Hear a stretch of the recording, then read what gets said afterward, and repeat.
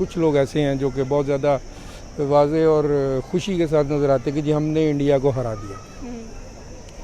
बज़ाहिर नज़र आता है कि इंडिया को हरा दिया और इंडिया को सीज़ फायर करना नहीं पड़ा, उसको सीज़ फायर की रिक्वेस्ट करनी पड़ी। और ट्रंप के जो बयान, जो ट्रंप के जो इंटरव्यूज़ नज़र आए हैं, बज़ाहिर आप फर्स्ट पर्सन हैं जिनसे मैंने ये सुना है कि Pakistani they are very happy by saying कि हमने जंग जीत ली है, हमने मीम वॉर जीत लिया, हमने यूट्यूब वॉर जीत लिया, हमने रील वॉर भी जीत लिया और रियलिटी वॉर भी जीत लिया। बट आप इससे ऑपोजिट अपना ओपिनियन दे रहे हैं। लफ्ज़ हम जंग का यूज़ करते हैं या वॉर का यूज़ करते हैं, ये अपने अपने मफादात की गेम है। हर कोई अपने मफाद के लिए किसी दूसरे मुल्क पर हमला कर देता, और ये अब से नहीं है। आप अब से हज़ारों साल पीछे भी चले जाएं तो आपने कहानियाँ सुनी होंगी या कहीं पढ़ा होगा कि एक कबीला दूसरे कबीले पर हमला कर देता। भाई ईरान इसराइल की जंग की बात करेंगे तो काफ़ी दिनों से कह लें कि ऑलमोस्ट 6 से 5 दिन हो चुके हैं कि जबकि इसराइल और ईरान आपस में भिड़े हुए नज़र आ रहे हैं। कोई मेडिएशन नज़र नहीं आ रही है, कोई सीज़ फायर का सीन नज़र नहीं आ रहा है। और साथ में अगर बात की जाए तो ईरान ने सीधा इसराइल को वार्निंग दी उनकी 2 मेजर सिटीज़ को, और स्पेशली कहा है कि हाइपरसोनिक जो मिसाइल्स हैं उनसे अटैक किया जाएगा ईरान के ऊपर। दूसरा सवाल हम ये करेंगे कि अगर हम लोग पीएम मोदी की बात करें तो आपने सुना होगा इंडो पाक के बाद जो सीज़ फायर थी वो इंडिया ने खुद करवाई थी जाकर, सुनने में यही आता है। और सेकेंडली अगर आपकी बात की जाए तो ट्रंप ने पीएम मोदी से रिक्वेस्ट किया है कि आप G7 की मीटिंग जो कनाडा में अटेंड कर रहे हैं उसके बाद आपको यूएसए आना है। लेकिन मोदी ने कहा है कि मैं आपके पास यूएसए नहीं आने वाला हूं, और जो मेडिएशन के क्लेम्स थे वो सारे के सारे नरेंद्र मोदी रिजेक्ट करते हुए दिखाई दे रहे हैं। और उन्होंने कहा है कि इंडो पाक वॉर से आप दूर रहें तो बेहतर है। और सेकेंडली अगर देखा जाए तो मैंने इसके बाद क्रोएशिया जाना है। सर क्या कहना चाहते हैं? पहले ईरान की वॉर पे बात करते हैं, फिर पीएम मोदी की स्टेटमेंट पे बात करते हैं। आपकी क्या राय है? हमारे साथ पाकिस्तानी अवाम मौजूद हैं, इनसे पूछते हैं। जी, मेरा नाम राना मुजम्मिल है, और एक्चुअली मैं जंग को इस नज़र से नहीं देख रहा हूँ कि एक मुल्क ने दूसरे मुल्क पर हमला कर दिया और कोई जीत गया और कोई हार गया। अल्टीमेटली लॉसेस किसका होते हैं? लॉसेस होती है आवाम की या कारोबारी तबके की। और सबसे बड़ी चीज़ ये है, आप ये देखिए कि लफ्ज़ हम जंग का यूज़ करते हैं या वॉर का यूज़ करते हैं, ये अपने अपने मफादात की गेम है। हर कोई अपने मफाद के लिए किसी दूसरे मुल्क पर हमला कर देता, और ये अब से नहीं है। आप अब से हज़ारों साल पीछे भी चले जाएं तो आपने कहानियाँ सुनी होंगी या कहीं पढ़ा होगा कि एक कबीला दूसरे कबीले पर हमला कर देता। उस वक़्त ये चीज़ें नहीं होती थी कि कोई ऐसी मशीनरी, इक्विपमेंट, जहाज़ या एमिनेशन कुछ भी नहीं होता। जस्ट एक पत्थर को लिया और एक स्टिक के ऊपर बांधा और उसको घुमा के दूर से ही किसी को मार दिया करते थे, तो वो एक एमिनेशन के तौर पे यूज़ होता था।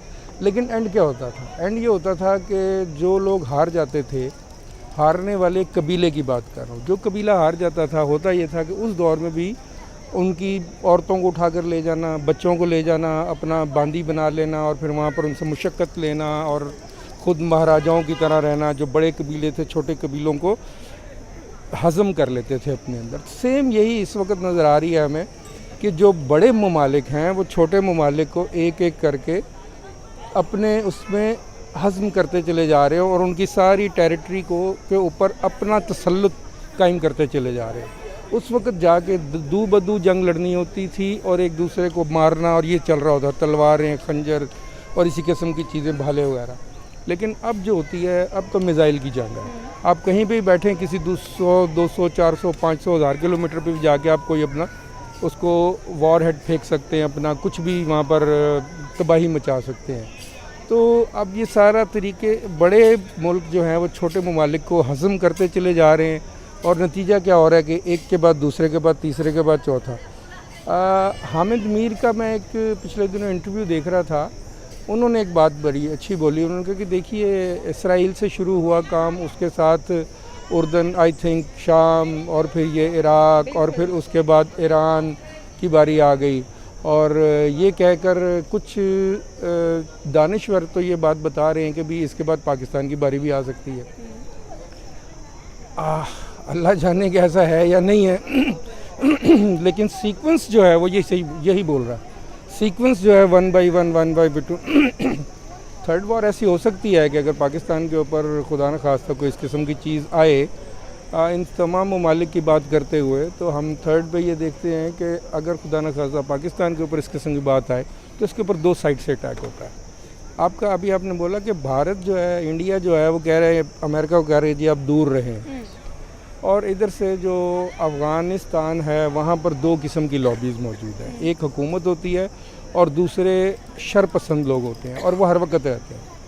तो दोनों साइड से अगर खुदा न खास्ता इधर से अटैक होता है, इधर से ईरान की साइड से, क्योंकि ज़ाहिर है उनकी फ़िज़ाई हदूद के ऊपर अगर कोई कब्ज़ा कर चुका है ईरान तक, तो डेफिनेटली आपका पाकिस्तान रिस्क पे, आप कहीं से भी बच सकते हैं। आप ज़मीनी जंग कहाँ से शुरू हो सकती है और फ़ज़ाई जंग कहाँ से कहाँ शुरू हो सकती है, ये साफ़ और वाज़ेह नज़र आ रहा है। तो खैर अल्लाह करम करे, अल्लाह रहम करे। हम लोग ऐसे पाकिस्तानी बड़े खुशो खुरम फिर रहे हैं कि जनाब पहले दुख भी होता है कि जी पहले फ़लस्तीन के साथ ये हो गया, अब ईरान के साथ हो रहा है तो हमें दुख हो रहा है। लेकिन कुछ लोग ऐसे हैं जो कि बहुत ज़्यादा वाज़ेह और ख़ुशी के साथ नज़र आते हैं कि जी हमने इंडिया को हरा दिया। बज़ाहिर नज़र आता है कि इंडिया को हरा दिया, और इंडिया को सीज़ फायर करना नहीं पड़ा, उसको सीज़ फायर की रिक्वेस्ट करनी पड़ी।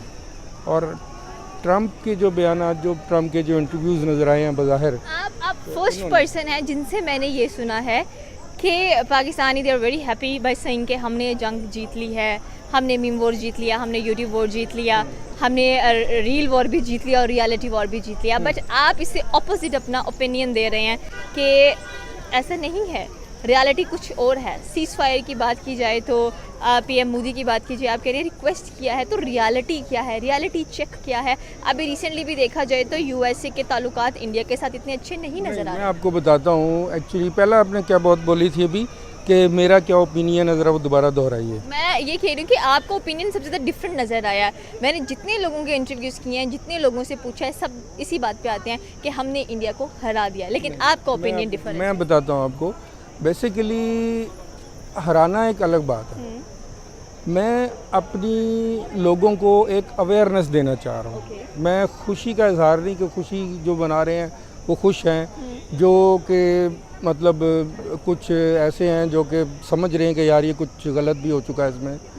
तो ये वाहिद वॉर थी जिसमें अवाम का खुदा न खास्ता इतना बड़ा लॉस नहीं हुआ।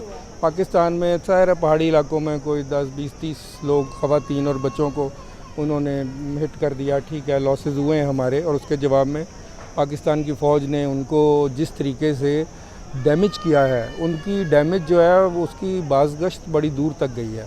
दूसरे ममालिक, जिन ममालिक के वो इक्विपमेंट या जहाज़ या जो भी चीज़ें यूज़ कर रहे हैं, उन सबको लॉसेस हुए हैं। सिर्फ इंडिया को लॉस नहीं है उसमें दूसरे ममालिक, फ्रांस को भी इसमें लॉस हुआ है, उसको बहुत बिग डैमेजेस हुए हैं। और दूसरी तरफ देखें कि चाइना ने उसका बिल्कुल बेनिफिट लिया है। और साथ में अगर आप देखें तो इस जंग को लड़ा कौन?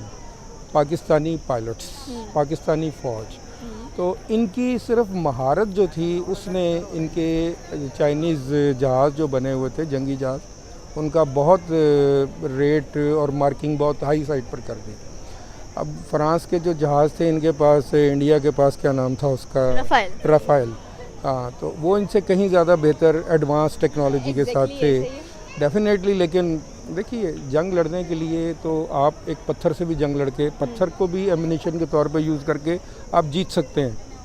लेकिन दूसरी तरफ अगर देखा जाए तो असल में वो पत्थर नहीं होता, वो जज्बा होता है।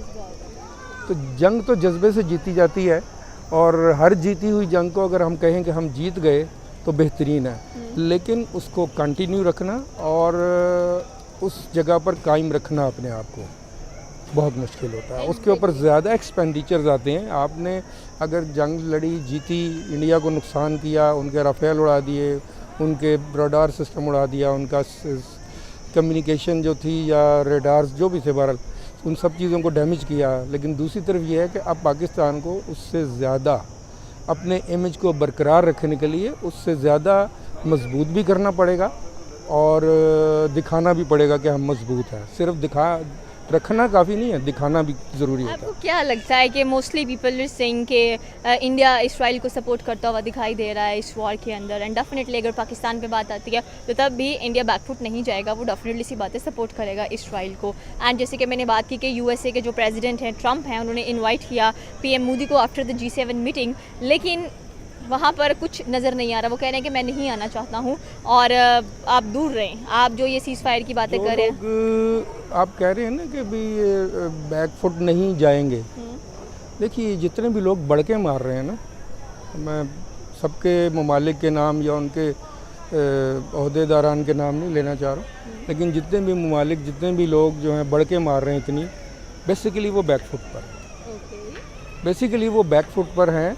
अगर फ्रंट फुट पर होता है ना तो कोई तो वो दिखाता है कि मैं बोलता नहीं है, वो दिखाता है फ्रंट फुट पे। अब इसराइल जो कर रहा है गज़ा में, वो फ्रंट फुट पे कर रहा है। क्यों? वहाँ पर निहत्ते लोग बैठे हुए हैं, इसलिए वो वहाँ पर फ्रंट फुट है। जहाँ पर पता लगे कि सामने रेजिस्टेंस आएगी तो अल्टीमेटली, और जब आपने रेजिस्टेंस देखी, आपको हुआ नुकसान, लॉसेस हुए, तो फिर आप बढ़ के मार के बैक फुट पर जाते हैं कि ताकि किसी को ऐसा फील ना हो कि हम डर गए या हम डिफीट हो गई। तो इसलिए ये जितने भी बढ़ के मारने वाले हैं ना, ये सब बैक फुट पर है। आप सिर्फ इस चीज़ को देखें और हम लोग खुश हैं, आवाम खुश है। देखें लोग फिर रहे हैं, खा रहे हैं, अपनी शॉपिंग कर रहे हैं। हम लोग अपने घर से निकले हैं, वाइफ एंड हस्बैंड अकेले ही निकले हैं बस घूमने के, चलो देखते हैं आज क्या हो रहा है। तो अब देख लिया, अच्छा हुआ आपसे मुलाकात हो गई, शायद मेरी आवाज़ किसी दूसरे तक पहुँचे, कुछ लोग सुने और इसको समझें कि वाकई ये बात ऐसे ही है कि हम जीत तो गए हैं, लेकिन अपनी जीत को बरकरार रखना जो है बहुत बहुत ज़रूरी है। जस्ट लाइक दैट कि अगर एक बार कामयाबी मिल गई है तो उसको फिर उसी मुद्दे पर, उसी पॉइंट, सेंटर ऑफ ग्रेविटी पे रखना बहुत इंपॉर्टेंट है। बिल्कुल जी, बिल्कुल ऐसे ही आपका कहना बिल्कुल सही। ओके, ये थी पाकिस्तानी अवाम की राय की। अगर हम लोग बात करें right now Iran and Israel की, तो इसराइल कह लें कि ईरान के ऊपर मिसाइल दागे खड़ा है। वहाँ पर अगर ईरान की बात की जाए तो उन्होंने भी कहा कि हम हाइपरसोनिक जो मिसाइल्स हैं वो छोड़ेंगे इसराइल के ऊपर, और 2 मेजर सिटीज़ जो हैं इसराइल की, उनको वार्निंग दे दी गई है। दूसरा हम लोग G7 मीटिंग की बात करेंगे, जहाँ पर नरेंद्र मोदी को वर्ल्ड लीडर्स के अंदर खड़ा किया गया इन द सेंटर। और स्पेशली अगर देखा जाए तो ट्रंप ने कहा कि भाई G7 की मीटिंग के बाद आप हमारे पास आएँ और हमसे मिलकर जाएं, लेकिन मोदी ने साफ इनकार कर दिया। जो सीज़ फायर की अफवाहें उड़ती हुई दिखाई दे रही थी, मीडिएशन की जो अफवाहें थी वो उड़ती हुई दिखाई दे रही थी कि मोदी ने रिक्वेस्ट किया, मोदी ने तरले मिन्नतें किए, ऐसा बिल्कुल नज़र नहीं आया कहीं पर भी। आपकी क्या राय है नीचे के कमेंट सेक्शन में बता सकते हैं। हमारे चैनल को सब्सक्राइब करना बिल्कुल मत भूलिएगा। तो मिलते हैं अगली वीडियो में। अल्लाह हाफिज़।